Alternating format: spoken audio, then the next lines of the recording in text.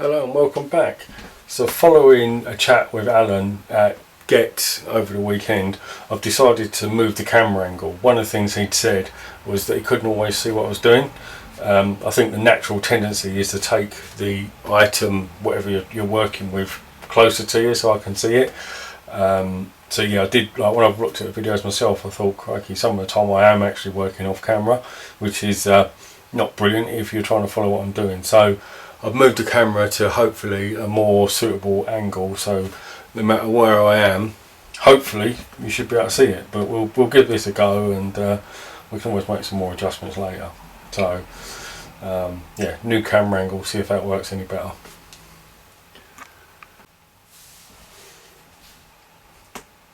Okay, so what we're going to do is I'm going to put the sound in the 08. This was one I bought in. It was already in P4, so I don't need to do that, but there's no noise in it, so I'm going to put one of the Legomanbiffo Sound chips in it. It tells me there's just about enough room to get 2 iPhone speakers there and there, so that's what we're going to have a go. You think there's a little bit of cutting and carving in to do, but it's not a major project as such, so never really done this before. I know that it's quite tight on space inside as well, so I'm going to take the body off and see how we go. So in the best tradition of being prepared, I've got absolutely no idea how this body comes off, but I'm just going to start undoing screws and see what comes up. And so I'm going to start with this one. Okay, so to remove the body, there's 4 screws you need to take out. You've got 2 at the front, 2 at the back. You've also got an electrical conduit that goes from here down, so you've got to be a little bit careful of that when the body comes off. And those screws are situated underneath on the chassis. You've got two screws that sit underneath the air tanks, and the other is the screws that are closest to the buffer beam. The ones that sit under the air tank are quite difficult to see, but they are there. But you just need to sort of like get in there. But I'm guessing one of my air tanks has come off, so I'll dab a glue and that'll go back on once we're finished. So that's how you get in. It's the 4 corners basically.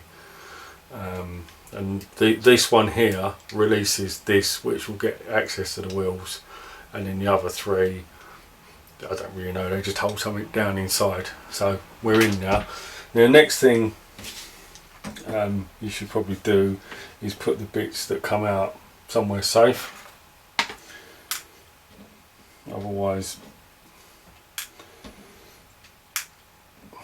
when you come put it back together, I want to know where they are, so we'll leave them in there. Been advised that probably the best thing to do is to actually take this 8-pin chip out. So just take this out and then just rewire it effectively. So that's the next thing, is to get this out.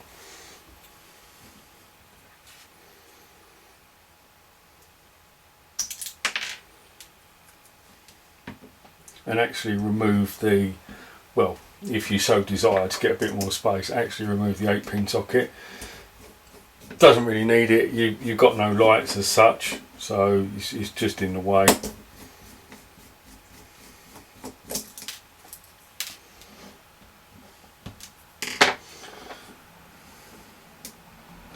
And that frees up a bit more space.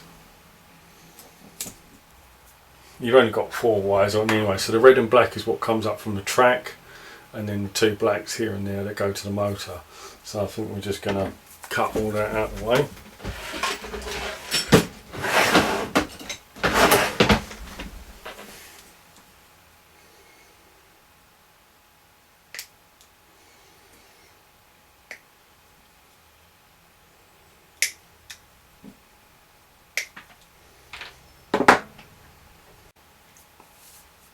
Another job that it's advisable to do is to actually take this front grille cover off, and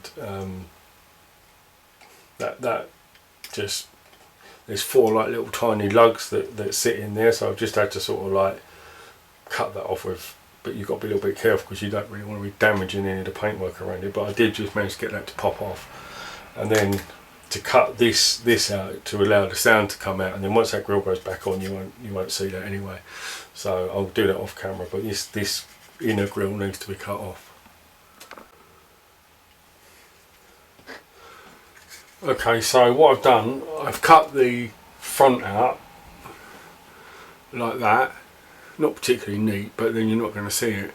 But I've filed up two sides. I'm just about to file up the other two, the top and bottom now, because I need a smaller file. Although this might not look like a smaller file.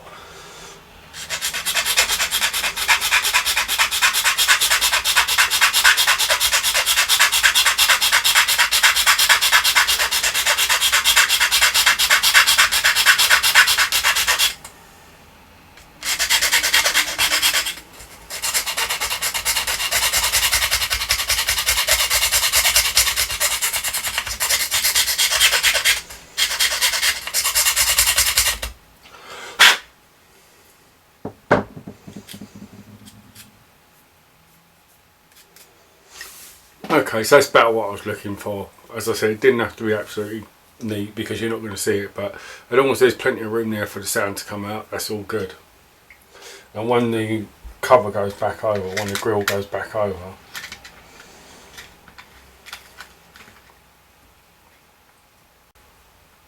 you can't see anything at all. You'd never know that anything had been done under there. So yeah, there's no need to worry too much about that. So that's something else done. Also,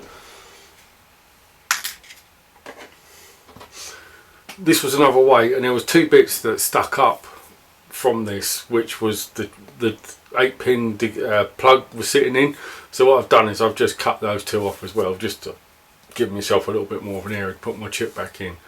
So I wasn't going to put this bit back in, but I suppose all the weight, the more the merrier. So I'm going to reinstall that now.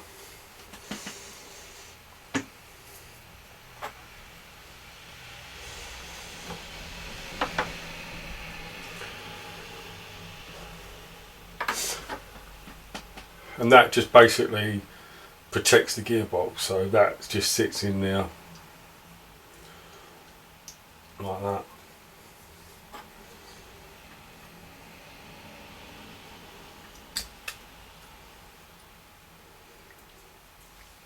Like that, and then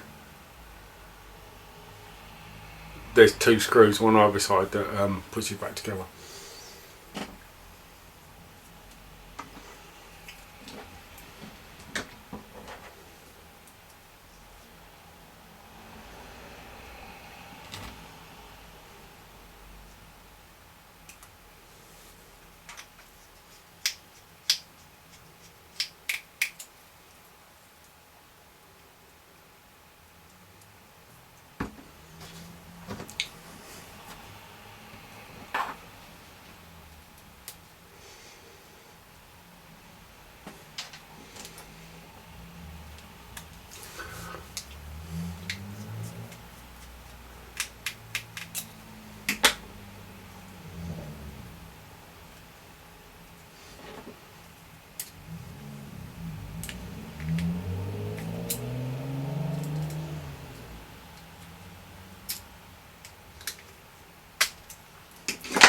And that's that reinstalled now with a little bit more clearance there. So I'm hoping now that my new chip will sit up on top of there, bit of black tack to hold it, and hopefully that will live there quite quite neatly. So I'm going to cut the plug off.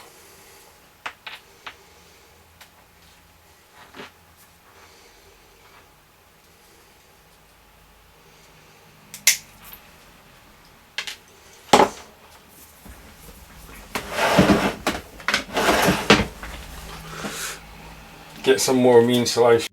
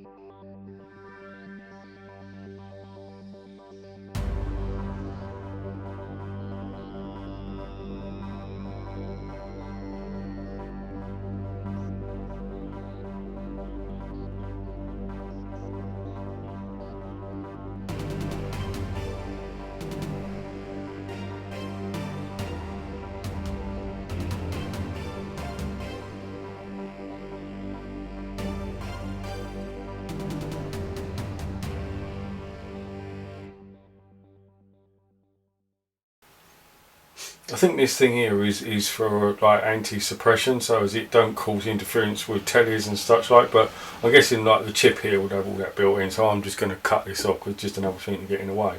But if you were just running on basic DC, this would act as sort of like to stop it from interfering with things. But like I said, with a chip, I don't think we need to worry about that. So it's coming off.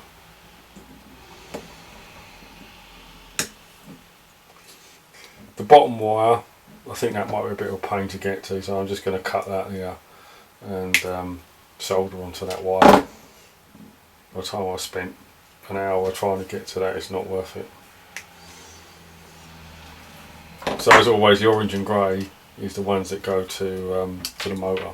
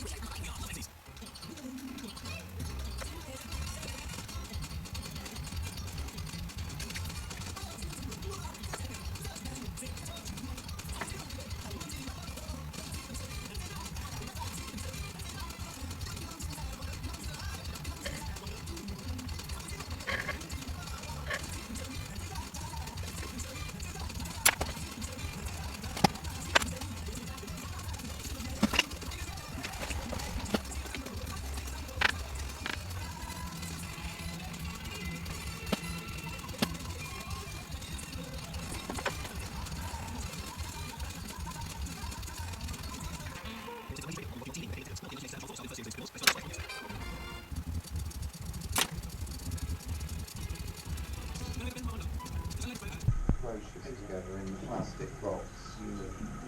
Then I make sure that they're ready to look in I think it was quieter. I was at the Upfield show over the weekend, and one of the things I was really keen to do was get my modern fix on the layout after driving all those Great Western steam engines. So right at the end of the show, I managed to give my 08 a run under the guise of testing the sound. I was totally underwhelmed with the sound. We tried to turn it up on the chip, but it didn't seem to make a whole lot of difference. In fact, if anything, I think it was quieter. So I went to see South Coast Digital as he was there, and I was talking to him about it, and he said, yeah, he said there is Zimmo or Rail Exclusive do a range of speakers, and he said the one that he supplied me with, he said, does go in, but you do need to do some quite major surgery under the bonnet, but that doesn't really faze me, so that's what we did. So the one that I actually ended up fitting was the SP 26 by 20 by 8, and that's an 8 ohm 1 watt speaker, and that has made all the difference. Yes, there is a bit of brutality involved, as you'll see, but it does go in and it does run. For a Midland based train set, we seem to be getting an awful lot of interlopers from the north. I don't quite know why that is, but a lot of my 47s all seem to be ScotRail, and my latest 08 is an Inverness based loco, so I'm going to have a word with my manager, my supplies manager, and say, why do we keep getting all these northern ones? Or is it maybe that I just like northern locos? I don't know. But pleased to have her on, and I'm sure Dave at Dean Park would be just as happy to see an Inverness 08 on the layout.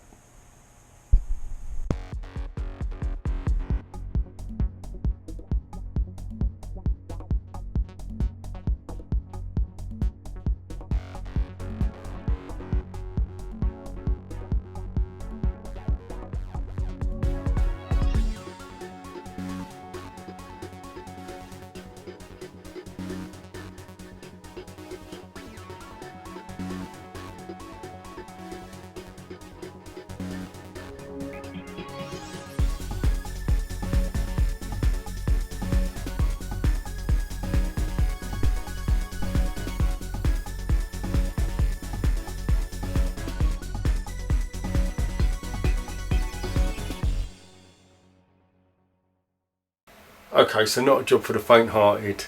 It's unfortunate, you do need to just get in there and get on with it. There is a little bit of cleaning up needed to be done, but it's not actually done any damage to the outside of the body. So I can just get in there with my file, clean it up a little bit, and then hopefully that should have sorted that out. But as I said, it's not a job for the faint-hearted. If you sort of like prefer not to be taking a pair of cutters to sort of a £100 loco, which I totally understand, then this is not the speaker for you. But if you're like me and you don't mind so much, then it's well worth it, because I think that speaker is going to be absolutely brilliant.